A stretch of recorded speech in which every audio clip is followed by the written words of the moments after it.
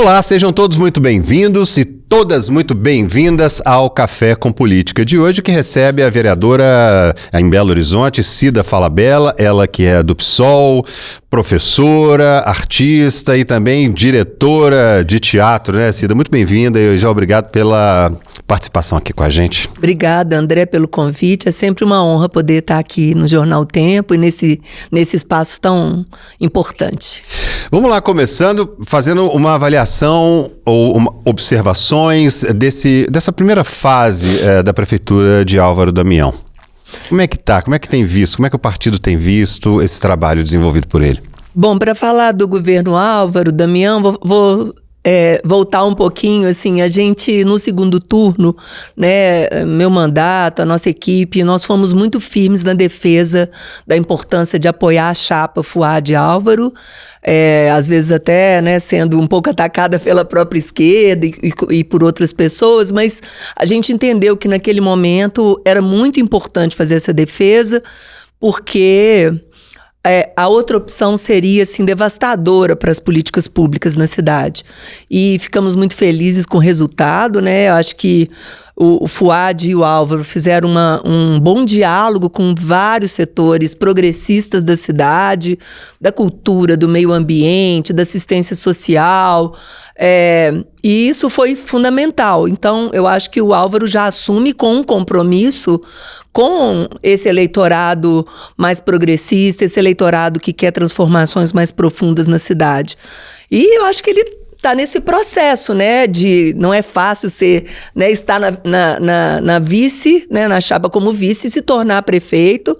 O Álvaro é um comunicador, um homem do povo, que vem do povo, isso acho que facilita muito o trânsito dele, é uma pessoa aberta ao diálogo, com quem a gente tem tido, assim, uma construção que eu acho importante, como a gente teve com o prefeito Calil, com o próprio Fuad, quando ficou, né, assumiu o governo, e comete, a nosso ver, alguns equívocos, ou tem decisões que para nós são complicadas. A greve dos professores foi um momento delicado, a viagem a Israel foi um momento bem delicado, que inclusive, né, se desdobrou de uma maneira preocupante para ele mesmo, colocando até em risco as vidas, né, de quem estava lá, mas o que a gente tem, assim, para dizer é que é um governo que precisa ser disputado, né? No sentido de trazê-lo mesmo para essas pautas progressistas e para essas transformações mais profundas da cidade. Acho também que as pautas ideológicas, chamadas ideológicas, mas para nós são defesa de direitos,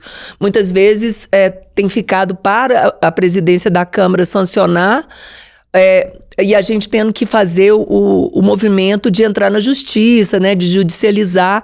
Isso é uma coisa que eu acho que vai chegar num momento, pode ter limites para isso. Mas, no geral, é uma pessoa de muito. A gente está tendo bastante diálogo e compromisso principalmente com a política chegar na ponta para quem mais precisa. Certo, então dá para dizer que o prefeito tem no PSOL e na sua pessoa também aliados, né? Assim, eu acho que falar em nome do partido como um todo é mais difícil, mas eu, dentro do pessoal, sempre tenho essa posição de mediação também, né? Talvez pelos meus cabelos brancos ou pelo teatro, pela trajetória, me coloco sempre nesse lugar de mediação e de debate. Sempre. E você comentou sobre pautas ideológicas, né?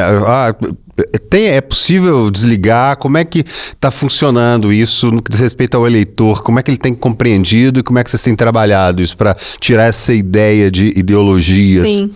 Na verdade, a gente costuma dizer que o que muita gente chama de pauta ideológica, se você for traduzir mesmo, se chama defesa de direitos humanos, né? Defesa da população LGBT, defesa das mulheres, defesa de uma educação com autonomia, defesa da cultura, de uma cultura sem censura, de uma cultura que chegue em todos os lugares, a defesa da nossa música, do nosso funk, do nosso samba, da capoeira. Então, muitas vezes eu renego esse nome de que as nossas pautas são ideológicas. Na verdade, eu acho que quem está ideologizando a pauta é a extrema-direita, que só trata desses assuntos no sentido de conseguir se colocar aí para o eleitor e de crescer em cima disso, entendeu?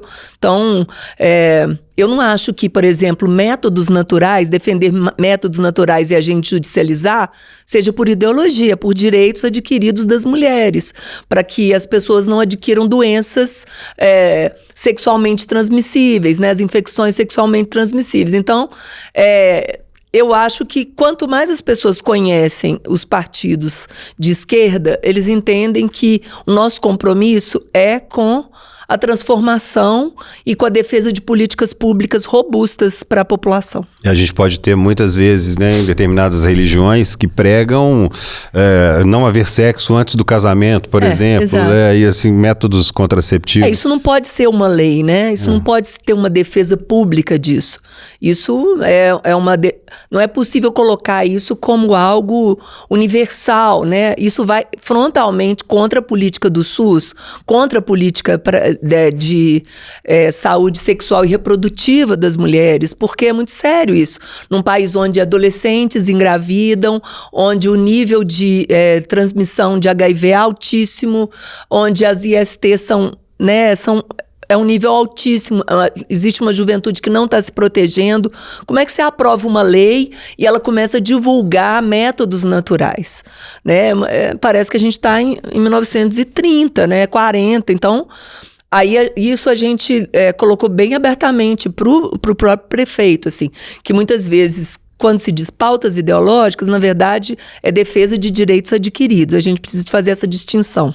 Pois o HIV, né, que você citou, inclusive, não se fala praticamente mais. A gente teve um boom na década de 80 Sim. ali, com grandes nomes da arte partindo com HIV, com AIDS no final, né, várias pessoas, Cazuza, brasileiros, né, Renato Russo, Fred Mercury, vários outros artistas também. Se falou muito, houve um medo, levantou-se essa bola, agora de repente você conversa com a turma mais jovem, um pouquinho mais adolescente, a galerinha que está entrando nessa onda, já está entrando na vida adulta e que não se preocupa com outras coisas, não ter filho, não ter filho. A discussão é muito mais ampla do que isso. Com certeza. Inclusive, há um alto índice de contaminação de mulheres dentro de casamentos dito estáveis, né? Então, não tem nenhuma garantia de proteção a não ser o uso da camisinha, dos anticoncepcionais para a defesa da saúde dessas mulheres que serão as mais prejudicadas por um projeto desse. Por isso que a gente levou para a justiça.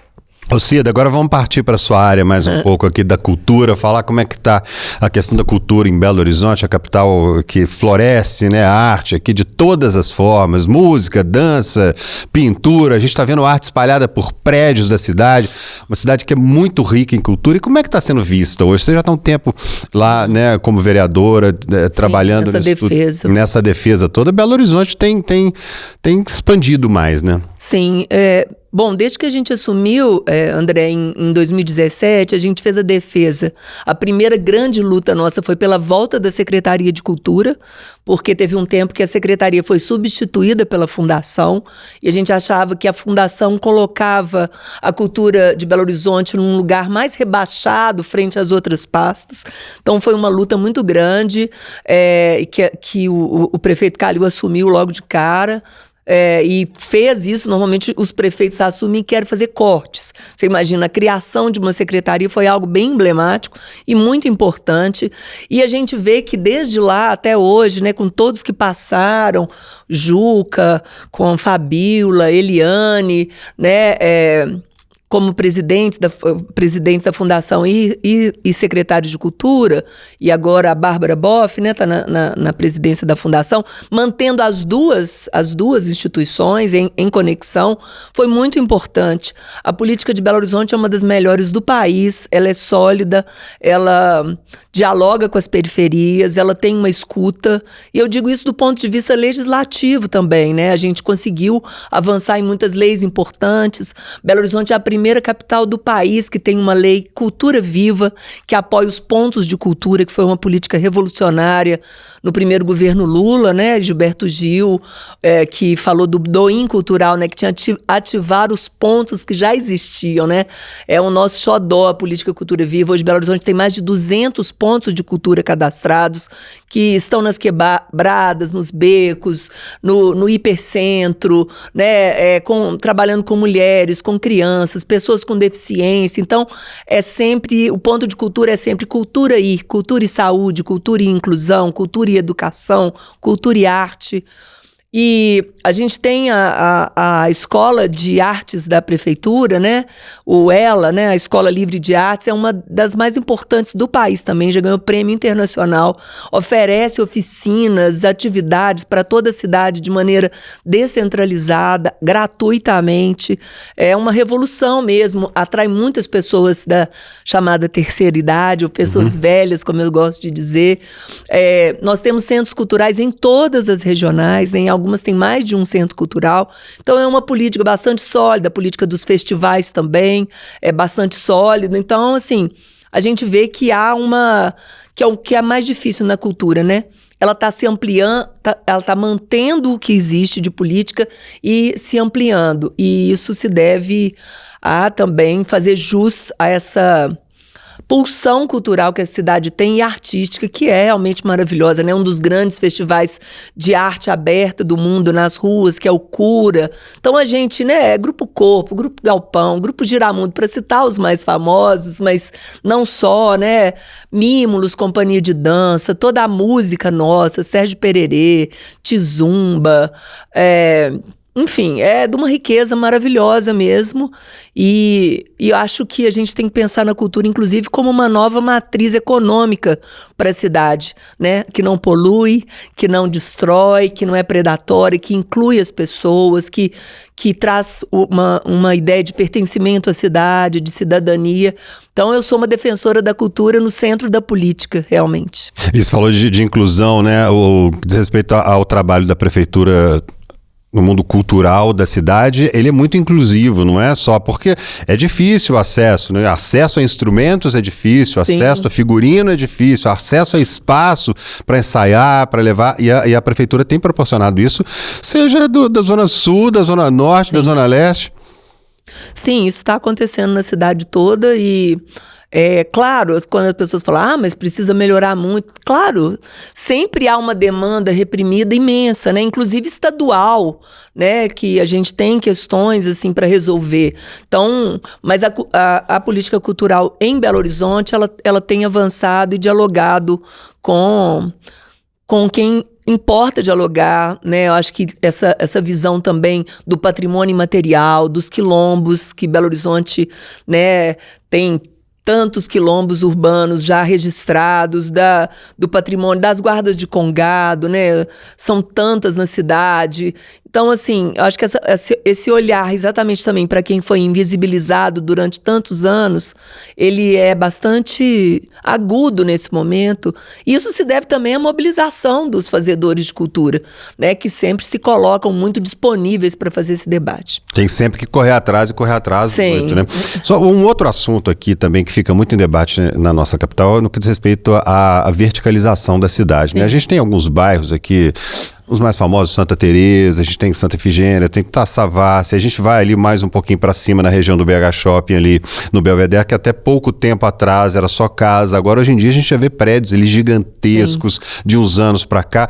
Como é que está essa discussão da verticalização da cidade? A gente tem visto prédios enormes surgindo com 400 apartamentos, a gente tem exemplos em vários pontos aqui da nossa capital. Como é que está essa discussão? O que vai ser possível? O que vai poder acontecer para cima em Belo Horizonte, de forma que não prejudique a cidade, não prejudique os empresários, mas ao mesmo tempo também ajude os moradores da capital? Sim, a gente participou ativamente da discussão do plano diretor na cidade, né, que houveram, né, projetos de lei para modificar o plano diretor. E esse plano diretor que a gente está vivendo, que se não me engano vai ser modificado só em 27, ele foi fruto de um debate com milhares de pessoas, centenas e chegando a milhares de pessoas, e nesse momento, assim, o mais importante foi defender que a política de expansão da cidade ocorresse em vetores da cidade, não, né, que o centro fosse ressignificado, né? A gente tem muitos edifícios, tem muito lugar sem morador que poderia ser transformado, né? O retrofit não ser só para gente rica e transformar em estúdios de 2 milhões, mas sim para moradias populares no centro. A gente faz essa defesa. Acho que uma defesa que não dá mais para a gente deixar em segundo plano é a defesa do verde na nossa cidade, do não desmatamento, de não avançar para as áreas de preservação. Isso é uma questão, né? O impacto desses prédios enormes, ele é problemático nessas regiões que são já tombadas, que têm uma vida que parece um bairro de interior. Então, eu acho que esse debate tem que ser feito publicamente, e ele é complexo mesmo, né? Porque existem, vamos dizer, interesses muito diferentes. Mas o principal também é que haja a cobrança da outorga onerosa, que existe o debate para derrubar essa outorga, que não dá para comprar espaço no ar, né? Sem pagar por isso. E esse valor, ele tem que ir para a moradia popular, ele tem que ir para a infraestrutura, ele tem que ir para quem mais precisa, né? Então, eu diria que o problema de habitação na cidade não é a verticalização, e sim encontrar moradia para as pessoas que não têm moradia, para as pessoas que estão em situação de rua. Então, eu acho que é um debate que precisa ser feito assim com essa propriedade, né? E respeitando o plano diretor e também as modificações dele mais profundas, que deve ser feito através da conferência e da construção desse plano coletivamente. E há necessidade de mudanças, né? Assim, eu acho que a mudança, ela vai haver uma pressão pela mudança, mas eu acho que a gente vai defender talvez coisas diferentes, né? Porque na mudança tem que ter o olhar para quem não está sem casa nenhuma, e não para quem quer acumular vários apartamentos e alugá-los ou ficar esperando aí o melhor momento de vender e tal. Então, a cidade, o plano diretor é exatamente para interferir na desigualdade que a cidade propõe quando se constrói, né, de uma maneira desordenada e só valorizando uma determinada região da cidade, né? A gente tem que buscar que os empresários, os construtores também olhem para outros espaços, outras centralidades na cidade e invistam nisso para que mais pessoas possam morar a um preço acessível. Ainda dentro mais ou menos do plano diretor também, não necessariamente sendo um assunto seu lá o tempo inteiro na Câmara, mas mobilidade urbana na nossa capital tem se tornado cada vez um problema maior. Sim. A gente está vendo um carro em cima do outro quase aqui. Sim. Praticamente. Até pouco tempo atrás a gente tinha um trânsito em Belo Horizonte, você tinha determinadas horas de manhã, na hora do almoço, no final da tarde, em que ficava mais congestionado. No entanto, agora, hoje em dia, qualquer hora que você passa por Belo Horizonte, a gente tem trânsito pesado em quase que todas as vias, né? Sim, por isso que a gente defende o Busão 0800, né? É uma campanha que eu estou junto com a Isa e outros companheiros da esquerda, mas não só, tem muitas pessoas na Câmara apoiando esse projeto. O impacto de uma capital ser a primeira que tenha tarifa zero seria incrível, porque isso tiraria muitos carros da rua e influenciaria no comércio, na mobilidade. E também somos defensores das ciclovias, né, de maior passeios, parques, lugares onde crianças e velhos possam estar em segurança. Essa defesa toda a gente faz muito e tem tudo a ver com cultura, a mobilidade também, né? Porque a gente pensa muito a mobilidade, a tarifa zero para estudantes, mas só durante o período da aula. E o final de semana que ele quer ver um teatro, e um final de semana que ele quer ir para a batalha de rima, ele quer ir de uma periferia para outra para ver, né, a disputa nervosa do passinho. Então, assim, mobilidade tem tudo a ver com qualidade de vida, com meio ambiente e com cultura. Agora, viabilizar o busão 0800 aí já é outra história, são outros 500, né? É verdade, mas estamos fazendo um bom debate. Eu acho que o principal é que o debate seja feito de uma maneira de que é possível chegar numa tarifa zero, que o transporte seja visto como um serviço, assim como outros serviços, e que isso teria um impacto positivo para todo mundo na cidade. É um caminho longo, né, de convencimento, uma decisão também política, mas eu tenho certeza de que ela está sendo feita de uma maneira, assim, num alto nível de debate. Cida, agora em relação ao ano que vem, a disputa para o governo de Minas. Como é que o partido, como é que você está vendo essa questão aí dos candidatos, os nomes possíveis para a disputa? Como é que a gente está aí, na opinião do PSOL, para governo de Minas ano que vem? Os debates internos, assim, no PSOL ainda não começaram, né, para majoritária, mas eu, né, aí falo por mim, assim, um pouco nesse lugar da mediadora também, eu vejo que a gente vai precisar de construir uma frente ampla para poder derrotar mais uma vez a extrema-direita, que vem forte, né, mesmo com todos os últimos acontecimentos, né, com a liderança... com as lideranças passadas aí numa situação delicada, existem muitos nomes se colocando para essa disputa e o risco é enorme para a sociedade, porque não é uma questão de polarização. Outro dia eu escutei um professor, não vou me lembrar o nome agora, falando, polarização é o que a gente tinha quando era PT, PSDB, né, que um defendia um Estado mais liberal, outro defendia um Estado mais presente, menos privatizações. Isso é polarizar e é importante polarizar. Eu tenho uma visão, você tem outra. O que existe com a extrema-direita é uma tentativa de eliminação do adversário. E isso vai se refletir em várias políticas públicas, vai se refletir na população LGBT, na política para as mulheres, na política de cotas. Então, eu acho que a gente vai ter que pensar e construir algo assim que seja amplo e que possa realmente garantir a continuidade de um debate e um diálogo na prefeitura. Nós não podemos que esse debate seja vedado para amplos setores da população. Então, acho que tem um longo caminho pela frente, né, para a gente debater, mas vamos aí construindo, acho que construindo com os pares uma visão que possa, de fato, disputar e ganhar a prefeitura. Senador Rodrigo Pacheco é um nome, ele sendo apoiado pelo presidente Lula, que já falou várias vezes, é o nosso governador de Minas. O Lula está nessa construção, né? A gente é sempre Lula, né? Acho que o Lula é o maior líder, um dos maiores líderes mundiais, assim, o que ele fez e faz, né, com toda uma equipe muito preparada, é extraordinário, né? A sua resiliência também, né? Um homem que ficou preso mais de 500 dias e claro que tem que dialogar com um Congresso bastante difícil, né, e golpista, isso tem que ser colocado, mas acho que eu ouvi o Rodrigo discursando um dia desses num evento grande e fiquei muito impressionada com o preparo dele e como ele está trabalhando, né, com uma visão bem ampla de questões que não me pareciam assim tão fáceis de lidar, mas que ele já está bem, vamos dizer, buscando esse letramento mais amplo, político, para pensar um governo que não seja de retrocesso, mas é uma construção longa, né? A gente sempre também tem o primeiro turno, né? Não sabemos ainda como é que o pessoal vai se colocar, mas eu gosto muito do diálogo com pessoas de outro campo, que não são exatamente o nosso, né? Para poder construir, porque eu acho que depois do que a gente viveu, eu acho que as nossas medidas, elas mudaram um pouco, elas ficaram mais... a gente precisa olhar um pouco mais amplo para poder entender o que é possível depois do que a gente viveu com o bolsonarismo, que foi realmente algo assim... Né, só para lembrar da pandemia, mais de 700 mil pessoas morreram e era evitável, uma parte dessas mortes era evitável, né?